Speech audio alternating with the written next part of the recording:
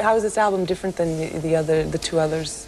Well, let's see. First of all, Billy Conway is the full-time drummer now, so, and I think there's a lot more unity in the band, and that it's reflected on the album.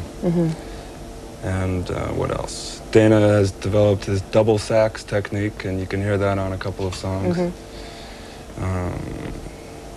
There's 2 songs recorded live by our Sandman, Phil Davidson, and one from Holland and one from California. So we put those on because they're really good versions, and we wanted the album to reflect all the touring and the live playing that we were doing. So it sounds more tight, you know. It sounds maybe like you've proven, Morphine has proven that less is more.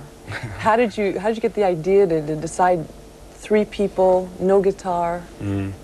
Well, we tried it as 3, and it sounded good to us, so we continued. I think you like to be noticed because not only you play the bottleneck on a 2-string bass. Is that your idea? Was that your idea to do that? I guess there's a lot of instruments with just 1 or 2 strings all around the world, and it's interesting because every string has every note, and it's really not a limitation at all once you get used to it. So, and I don't know.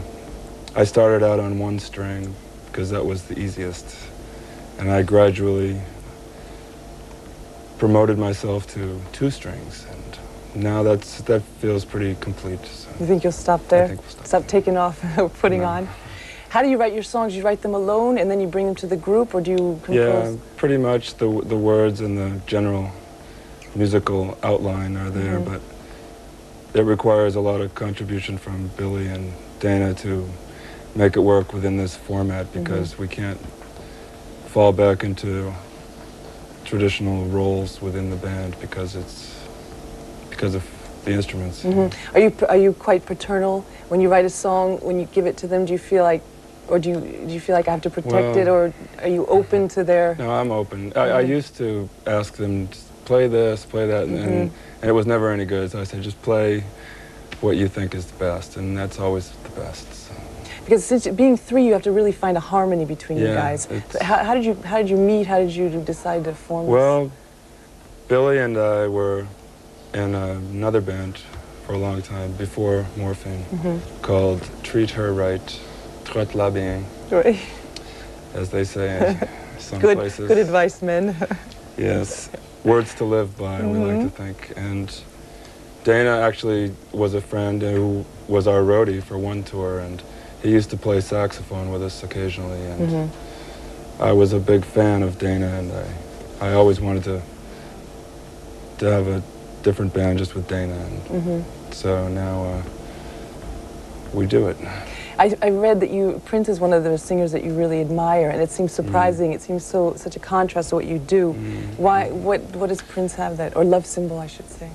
Well, Prince, I just admire his work, not just his singing, but his producing and his songwriting and his playing, and I just feel an affinity with his creative process. It's hard to explain, but when I hear his records, I feel an affinity. I can empathize with the choices that he made and the directions that he took, and I mention him a lot because I hope that someday he'll hear or read me talking about him, and he'll give me a phone call. Are you in mind being produced or collaborating? Either anything really. I just like to, even if I could just shake his hand, I'd be happy. Maybe. I don't know. No, I'd like to work with him. I'd like to do something with him sometime. And who knows? What do you think about all his, changing names? You don't care. It's like you like his stuff, and it's interesting, isn't it? He has the whole world confused. So that's an accomplishment, I suppose. You're from Boston, or the group is from Boston. You've had Aerosmith from Boston, New Kids on the Block, Morphine, Pixies. Is there a particular atmosphere in that town that is sort of putting out these groups? Yeah, there's a lot of different kinds of groups in Boston. Thousands of them, actually. Much more than you would expect. It's not a big city.